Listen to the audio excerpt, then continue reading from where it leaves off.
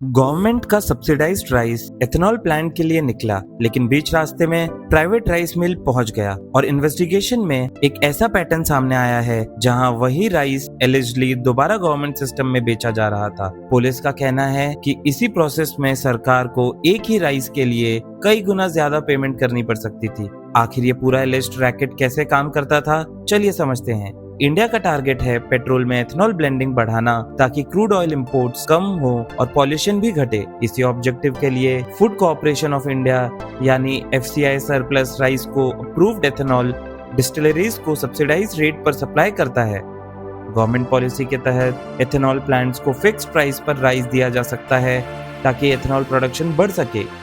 लेकिन मध्य प्रदेश में इसी सप्लाई चेन को लेकर अब एक बड़ा क्रिमिनल इन्वेस्टिगेशन चल रहा है। पुलिस के मुताबिक FCI से एथेनॉल प्लांट के लिए निकला सब्सिडाइज्ड राइस अपनी डेस्टिनेशन तक पहुंचने के बजाय एलिजिडली प्राइवेट राइस मिल्स की तरफ डाइवर्ट किया गया। इन्वेस्टिगेटर्स का एलिगेशन है कि उस राइस को प्रोक्योरमेंट और कस्टम मिलिंग साइकिल में दोबारा इंट्रोड्यूस किया गया और बाद में गवर्नमेंट एजेंसीज को फिर से सप्लाई किया गया। SIT का कहना है कि अगर एक ही कंसाइनमेंट बार बार रिसाइकिल हुआ हो तो गवर्नमेंट को उसी राइस के लिए कई बार पेमेंट करनी पड़ सकती थी, कुछ एस्टिमेट्स के मुताबिक 4 से 6 गुना तक। ये पुलिस इन्वेस्टिगेशन का हिस्सा है और इसकी जुडिशियल कंफर्मेशन अभी बाकी है। इन्वेस्टिगेशन अब एक ट्रक तक सीमित नहीं है।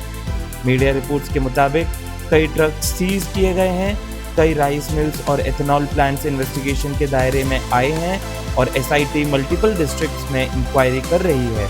पुलिस का मानना है कि ये सिर्फ एक आइसोलेटेड इंसिडेंट नहीं बल्कि एक लार्जर डाइवर्जन नेटवर्क भी हो सकता है।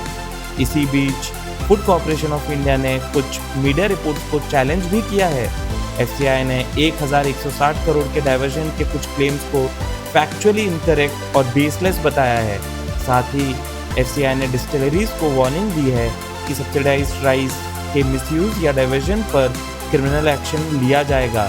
यानी एलिगेशंस की इन्वेस्टिगेशन चल रही है, लेकिन हर रिपोर्टेड फिगर को ऑफिशियल कंफर्मेशन नहीं मिला है। अगर इन्वेस्टिगेशन में एलिगेशंस प्रूव होते हैं तो इसका मतलब होगा कि एथेनॉल पॉलिसी का मिसयूज करके टैक्स पेयर्स के पैसों और गवर्नमेंट फूड स्टॉक्स को नुकसान पहुंचाया गया है।